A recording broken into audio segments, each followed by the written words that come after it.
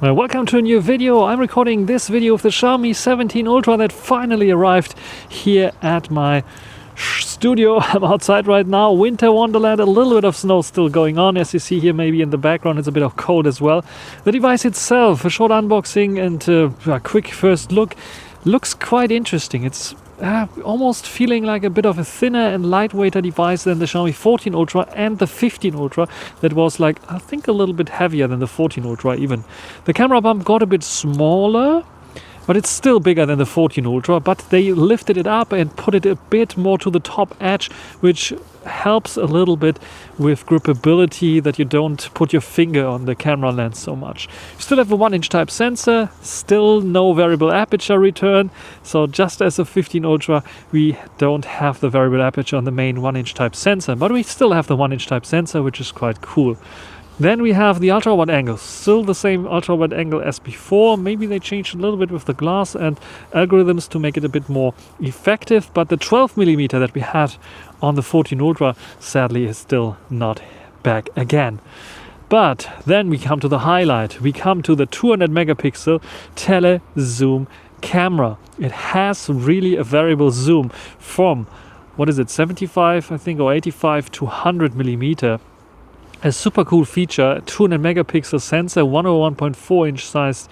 Indeed, very interesting and very spectacular. And maybe I will show you a first check on this new sensor. So here we have the video, and I can go to 3.2 times zoom, the dark here a bit, 85mm, so it's like 70mm to 100, yeah, like I said, 90. 4.3 times zoom, and when we can go and crop in 2x here, super stable, I have to say. 8.8 times, 15 times already, and we can go up to 30 times zoom here. It's a bit of dim lit situation, so I don't think it's too sharp here. Let's go back to 2x zoom, 1x, and the ultra wide angle. How does this look like?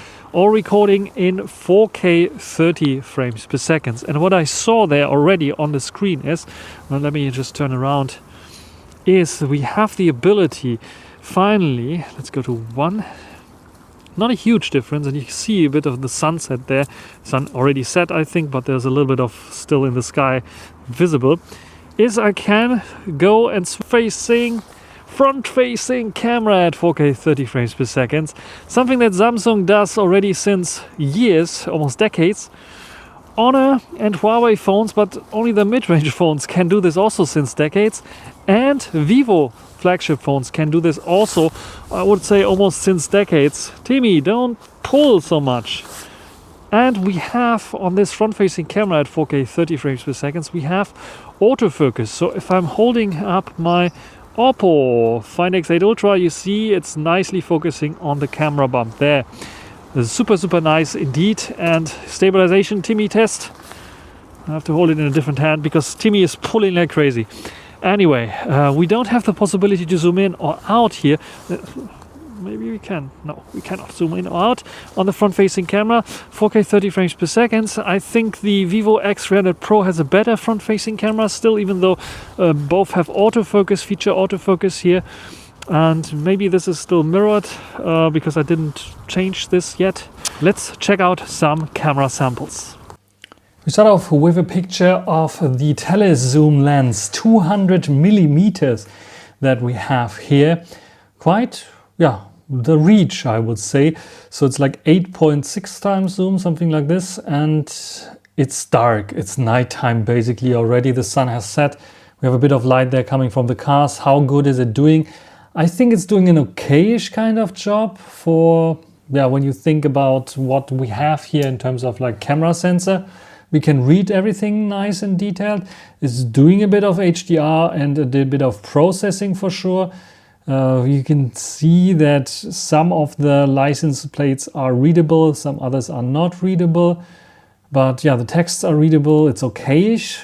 And when you zoom in even further, it gets a bit brighter, even 690 millimeter, still doing a fantastic job in terms of readability, but you can clearly see that it is heavily edited there.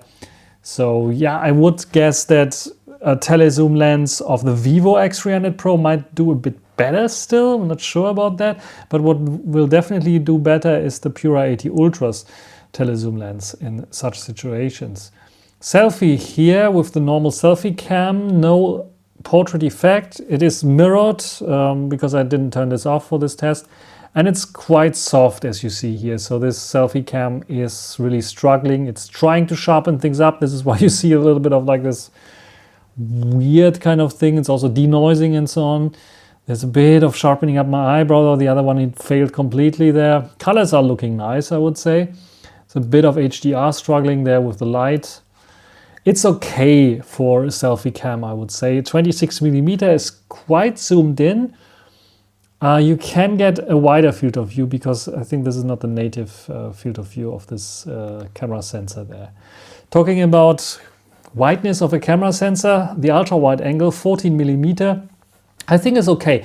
The other ones are 15mm, like at the Oppo Find X9 Pro and the Vivo X300 Pro. I want to compare this with, of course it's an ultra, but especially Vivo said it is like competing with ultras, probably not the 17 Ultra they had in their mind when I was talking about it, but still. 14mm is quite wide, but nothing beats the 12mm that we had on the 14 Ultra. However, I think this one is doing a good job here, even towards the sides. It's quite sharp, so they did some good optimization with the lens, I think. With this one here, no issues at all with this one. This one here, by the way, has been shot with Leica Authentic. The other ones were shot with, I think this is normal Leica mode, and this is also Leica Vivid mode. And this one here is Leica Authentic as well, just with the main sensor, to show you that, yeah, I think they improved a little bit. HDR is still a bit weak there. I like the nice focus fall off. It's also not too much over sharpened, which I also like, in contrast to what I saw with Vivo, for example. So it's doing a good job here, I would say. And this one also with the 23mm one, also Leica Authentic. You see that they are clearly doing something better job with Leica Authentic when it comes to HDR. So HDR is working a bit better there. Might be due to the sensor, or might be due to more HDR processing going on in the Authentic mode right now. Then we have another shot with a 40mm one. You can see this, and also like Authentic, also good HDR, I would say. The light is not overblown too much. This looked like a lightsaber almost. This is why I had to photograph this as well. This is super cool. And I think also for the nighttime, the mood, it captured very nicely with this like Authentic kind of design here. Well, I like the shot somehow. And then we have a portrait shot, not actually a portrait shot using the portrait mode. Actually, was it the portrait mode? I think it was the portrait mode actually that I took this shot. And I was quite surprised because Timmy is moving all the time, and I hit the shutter button. I thought, he moved already, it's probably a blurry picture. But no, I got a somehow decent picture. Yes, it is not 100% sharp. You can see 1/13 of a second, but it got Timmy somehow. So this is what I was like, surprised. If you zoom out, it looks like a perfect picture for me. So yeah, shutter speed is definitely one strength of Xiaomi phones. At least it got the right one here, and this is, I didn't struggle a lot with it, because other phones I have to, like the Vivo, the Oppo, I have to take multiple shots, like 5-10 shots to get one shot that's somehow decent, because he's moving so much around. Here I just took 2 shots and the first shot was already okay, so I'm quite surprised. The second one is blurry, however. And then 2x zoom here on this light, just to show you in Leica Authentic, they really improved the HDR, because otherwise it would be, on screen first it looked overblown, but later when processing kicked in, it is already a lot better looking here. And I think they captured the mood of this day as well, with the sunset there in the background still a bit, with the dark clouds coming, or the darkness coming from above quite nicely with a little bit of light. It's like shining and showing that the night time begins right now. And here you can see it as well. This one by accident I also took with the portrait mode. I was photographing Timmy before. This one I took with the portrait mode as well, so it's using master portrait by default. It's also doing quite a good job there, and yeah, also capturing the scenery quite well. And let's check out selfie with portrait mode, also using 26mm again. And this one has the same issue than without portrait mode. It's quite soft, as you see here, and has some blotchy kind of editing, maybe some noise even. It's quite soft and lacks a bit of detail, but it's not too bad, I would say, for this kind of shot.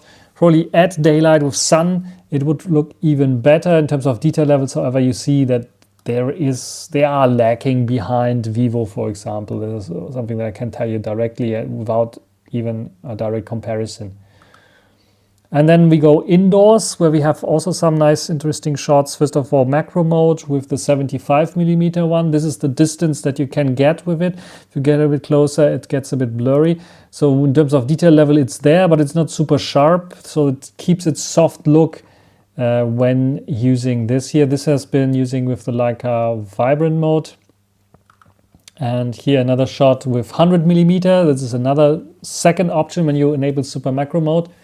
And here, I think I saw a little bit of noise creeping in already. We have this bokeh there that also shows a bit of the lens setup, as you see here, because it's not completely round, the bokeh. And I think the detail level, again, is quite soft. So it's not on the same level with the Xiaomi 14 Ultra or the Xiaomi 15 Ultra when it comes to how close you can get and how sharp the shots in macro mode are. So this is something where I would say, Xiaomi, if you're listening, it might make sense to go and just enable a bit more sharpness whenever you switch to the macro mode to give a little bit of, or at least an option to make it a bit sharper.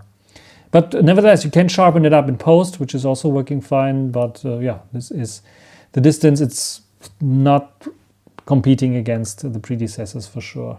There's another portrait shot here of this little elephant. And indoors here, I think is also doing, in terms of cutouts and in depth perception, a good kind of job. Maybe slightly wrong there, but you can, it is meant for portraits, so for portraits of humans and not for portraits of animals or toys.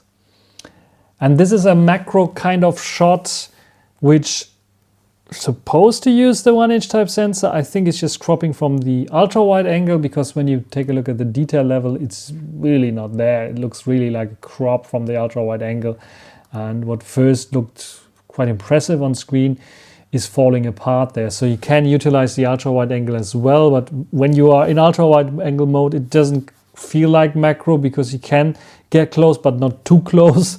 And then you try zoom in at 1x, you think, oh, this looks good. And then you go, oh, maybe 2x.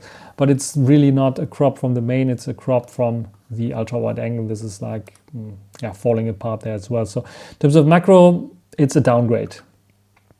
Yeah, then 35mm, this is a portrait shot with the main camera sensor that I used here. With master portrait enabled, and this one looks fine. I think this one looks really fine. It's not over sharpening my face, it's not over sharpening my hair. The hair cutout is quite good, and the eyebrows are not too fake. I would even say they look almost natural. A little bit of editing is going there, but it is a good portrait shot. I like this portrait actually. Xiaomi, well done. And then we have this shot, which is quite a big shot. Let's go into the properties and you will see it's 56 megapixels big, this shot here. Actually, I think I took a 200 megapixel shot. I'm not sure why this is 56 megapixels only. Maybe the high-res shot was because I took it with the 75mm. Anyway, you get lots of details there, but not necessarily more sharpness. Indoor shots have some issue. I think it's over sharpening as well there. So I'm not sure what's going on there. And getting a bit soft towards the edge there. It's also not looking too promising for me. So I personally would keep away. You can see me taking the shot actually. And this is how cool are those cameras and the resolution. This is what makes them so cool. You can see me taking the shot in a reflection of a little bulb there hanging on the Christmas tree. Yes, Christmas tree has to be gone. Probably this weekend it will be gone. Yeah, anyway, pretty cool, isn't it? So yeah, you get more details, but it's, I don't know. I don't know if I would really like to have this. Also, it's like a bit blurry towards the sides, maybe because of 1/25th of a second motion blur. Not so sure about that. And then the ultra wide angle again, just to see, this is my light there, ceiling, and yeah, this, not me. This was another light hanging there before from the previous owner and of this house, and yeah, I had to deal with it, and I could close this up, I think, and put something in here to make it look a little bit better. And then I discovered another idea. Why not utilize the 8.6 times magnification, which is 200 millimeter, which is a crop of the physical 100 millimeter that is maximum possible in terms of zoom, for macro kind of shots without going into the macro mode, just using it like this. And I think then you can get away with macro-like shots, at least on first glance. When I zoom in, yeah, editing hard, you can see some details there, but you can also see it's editing and AI is struggling a lot there. So you can get away a bit, but it will not compete with the Oppo, will not compete with the Vivo. God knows that it's not competing against Huawei. This is somehow something where I would say this is a competition for the Magic 8 Pro that also doesn't really have a macro, super macro mode for the tele, but has some macro or close-up shot capabilities with its tele. This is falling into this kind of category here.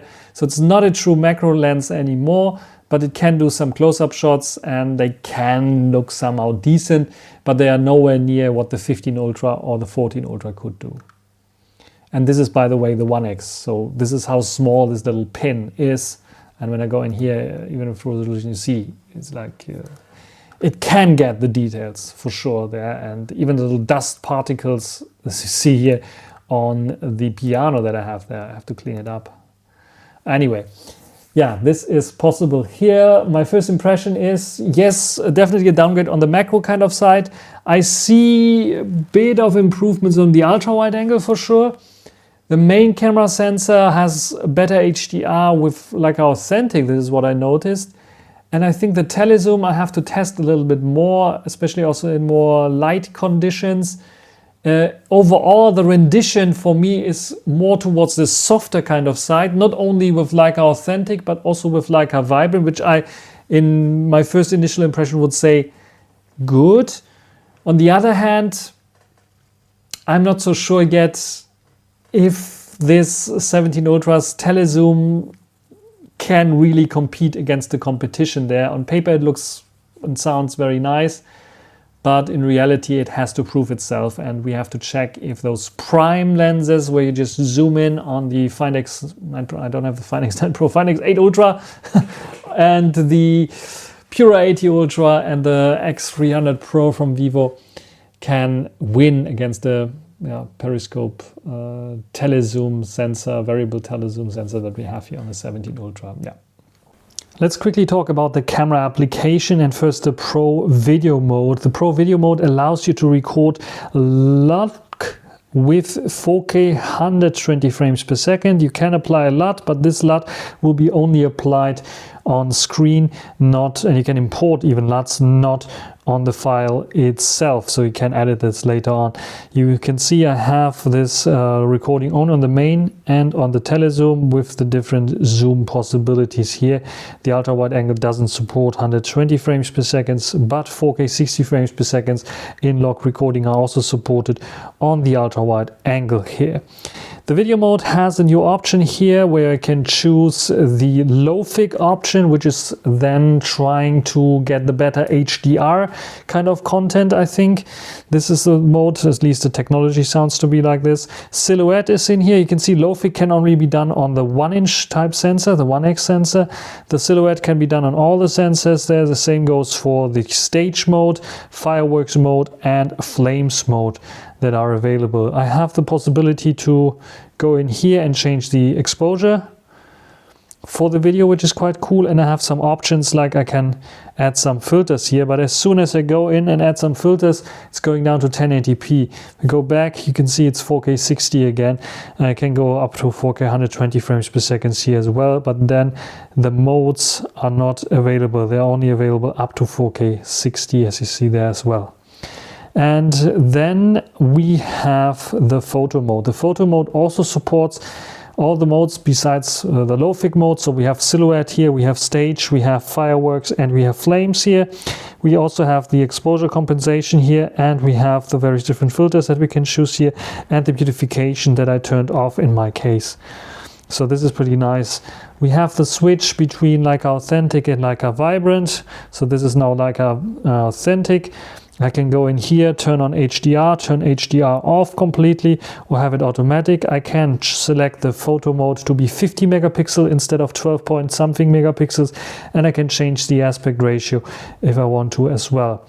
There is Xiaomi Pro Cut that is also available. This, I'm not sure what this is doing. Here it says 1 to 5x zoom for portraits. Landscapes and architecture to bigger compensate. So this is doing something as well. There's watermark, there's super macro mode. I still have to figure it out. First impressions, I don't know what it is. And this is it. Then there is a portrait mode. Again, it's going to 3.2 times zoom. I can choose the virtual aperture and the various different bokeh types there that I want. And I can choose a filter here if I want to. So various different filters. I can even change the intensity of the filter. And I can go to beautification if I want beautification. There's a document scanner, and there's a 200 megapixel mode. The 200 megapixel mode works for the different focal lengths, 75, 85. Can we, yeah, oh, in between, because it's a variable zoom. In between, you can also choose in here if you want to, which is quite nice. It's interesting that they choose here 75, 85, 90, and 100, which is the millimeters instead of using the 3.2x and so on. And we have the exposure compensation again. And you have some people asking exposure compensation in the portrait mode. Sadly, not available here. Still like before, not available, the exposure compensation here. There are some other modes available. Sadly, still the slow motion mode is bound to 1080p. Even if I can go to 1920 here, which is very big, or 960, which is already a very big number. But if you record 4K 120 frames per second, it really records in 4K 120 frames per second, and you don't have the option to just get a slow-mo automatically, which is, come on, Xiaomi, you can do 4K 120 frames per second. Why is it not in slow motion? There's the movie mode available here, which gives you virtual aperture, exposure compensation, and beautification, as well as some other filters in here. But this one, as far as I'm aware, is only recording at 1080p still. So it's no better resolution apparently possible. Even though when you go in normal video mode and you go and turn on shoot steady, it is possible to go up to 2.8K. We go to 4K here again, or 8K. It is disabling the shoot steady mode there. But if I choose steady on, I can go up to 2.8K and 30 frames per second, which is quite cool. So why the portrait mode, aka movie mode, is not possible with 2.8K at least, or 4K? It should be possible, in my opinion. You can edit stuff, you can drag it around, which is quite nice. And of course, we have the usual settings that we can check out. The new settings menu for photos here, all the different settings, like I can set my main camera default focal distance to 35 if I like this a bit better. The image format, picture quality can be set to super still. By default it's high, so the pictures that you saw are with the high. Metering preference, I always like to go to average actually, not to face. And selfie settings, here is where I turn off the mirror front camera, but this is something that you can decide on your own. Fast shot mode can be configured as well to possibility to take or launch the camera there. There's the video settings, like I can choose the video encoder. Audio settings are available. This is something that we know already from previous versions. Nothing new here in this case. Display parameters for video. This is new. Focus peaking can be turned on, and very nice explanation. Exposure verification can be turned on. Histogram, waveform, and audio histogram. This is for the Pro mode. And auto frame rate can be turned on or off. And some general settings are also available. So if I want to have grid lines, golden ratio, rule of thirds, something like this, I can turn it on. And I have center mark and straighten as well, and then I have the grid lines turned on. The layout and camera modes can be changed here as well, so I have the possibility to have a more tab or just swipe up to go to the more panel. Shutter sound can be set up, and the volume buttons function can be set up. Like a timer for 2 seconds is by default, but you can directly go and map it to the shutter if you need to, because they don't have a shutter button here, at least if you don't have the camera kit, which comes with one. And there's some other settings as well, like the auto start, pocket mode, anti-bending can be turned on and off, and you can also check for updates, but this one is updated. So this is a quick run through the camera application as well. Talking one last thing, camera-wise, of course, if you rattle it, you will definitely hear it because of the OIS there, and maybe even the AF system. And I think even the periscope telezoom might have this. The camera app itself doesn't include the new Leica M9 or Leica M3 mode. This is exclusive right now for the Leica edition of this phone. So if you like to shoot in Leica M9 or Leica M3 mode, then you have to get the Leica edition of this device. And I think from what I saw, it is worth it, because the photos that come out of the M9 and M3 mode are mind-blowingly good. Let's check out the operating system in a bit of more detail. So what we have here is the Snapdragon 8 Elite Gen 5, the newest processor from Qualcomm, the best one that is out there. 16 gigs of RAM, and we have 512 gigabytes of internal space, which is quite cool. The operating system version is 3.070. I got an update which at the start directly allowed me to upgrade to the newest version. Sadly, the changelog was not very helpful, so I don't know what they really did there. I suspect a little bit of polish when it comes to the cameras already. This one is based on Android 16 and comes with the security patches of the 1st of December. This is the Chinese version of this device. The global version will come out in a few months. I expect it to come near or close to the Mobile World Congress in March. The battery is relatively large with 6,800 milliamp hours. That promises long battery lives. But even if it is not long enough for you, you can quickly charge it up with a 90-watt wired and 50-watt wireless charging. It's a bit of a downgrade from the 15 Ultra, but still very fast. Audio quality is quite loud and powerful.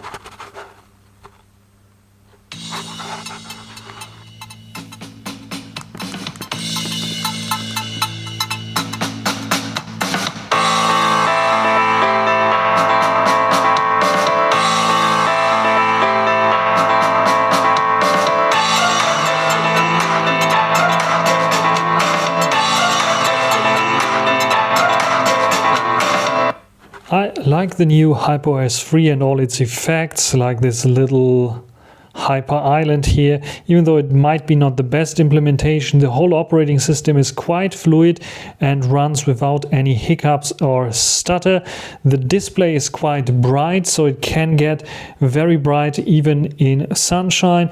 No issues at all with screen readability. There is a screen protector pre-applied on the Chinese model. Hopefully it will be also there on the global model. And all in all, it feels familiar for everyone who used HyperOS already, and that's, I think, a good point. Here you have lots of tweaking options, a lot of tweaking settings there, especially when it comes to the personalization of your phone. There are lots of nice themes available, AODs that you can set up in here, and very nice options to tweak your system the way you like it, with tons of customizations, wallpapers, lock styles and animations. Even though it's a Chinese version, you get also the Google Play Store. If you buy it from Trading Shenzhen, of course, it is coming pre-installed, so no issues with Google services at all. Just a few things that are not working. Like I showed you, Android Auto is not on board, so you cannot use it here.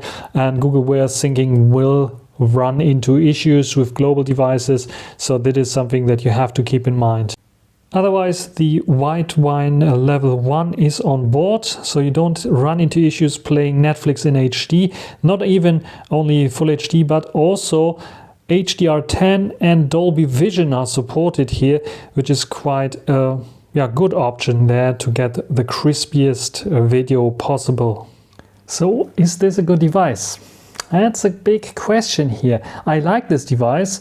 I'm just a bit skeptical when it comes to the cameras, but unlike the 17 Pro Max that had this abysmal ultra-wide angle, this one here is pretty solid. The main camera sensor is also solid, and the 200 megapixel periscope zoom seems also solid, but it doesn't seem mind-blowing, so I'm skeptical about its performance here, especially when you consider the price of this one here. Otherwise, the operating system is nice, the display is nice. I don't like the case still, it's rattle around the little buttons there. I like the change of the buttons because it's like more easily to feel if you are on the plus button for raising the volume, or you're on the minus button to go down, or the power button.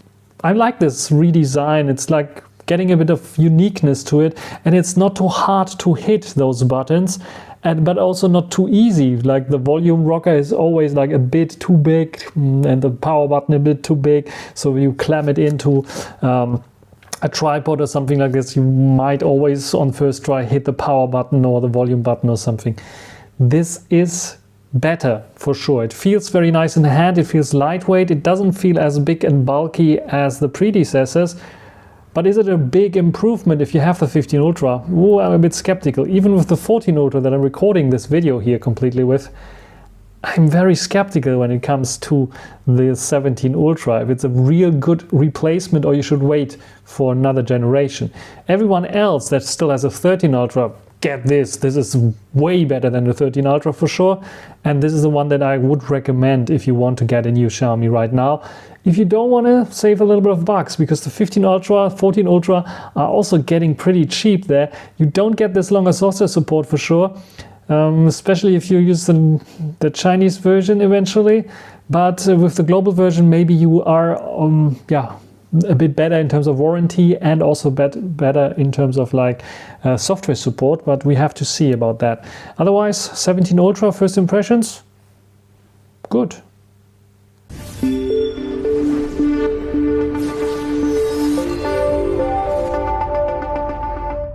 Yeah, I thought for a change, make a short video, just start directly, dive in with the camera comparison, how do you like it, but nevertheless I got like 30 something minutes. By the way, if you're interested in why does it look like this, already completely fully customized, I used the phone clone, how's it called, Mi Mover app, to clone from my 14 Ultra that is recording right now to the 17 Ultra, and it took over everything. All the apps are taken over.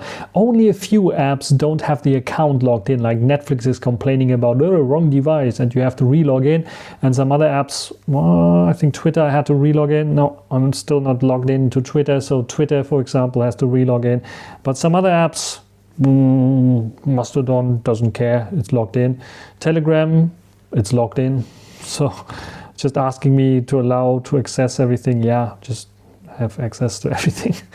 Okay, so yeah, this Mi Mover application is doing a fantastic job, and it's making life a lot easier than I would have thought. For me as a tester, if I want to have everything, my settings, my apps and so on. It took almost all the apps, even like third-party apps like F-Droid that I don't install from the Play Store or something. It is taking this over, so I can highly recommend if you want to switch from one Xiaomi device to another one. The Mi Mover app is doing a fantastic job. And down below you find a link to Trading Shenzhen as well, where you can get this device currently with a little bit of a discount code as well. If you check out, yeah, in this video there's a discount code somewhere hidden. Otherwise, I hope you enjoyed it. If you have some questions, write it down in the comment section. Of course, there will be a camera comparison with the 14 Ultra, with the Vivo X300 Pro, and Find X8 Ultra maybe, and some other devices as well. So keep keep this subscribed here, and until the next time,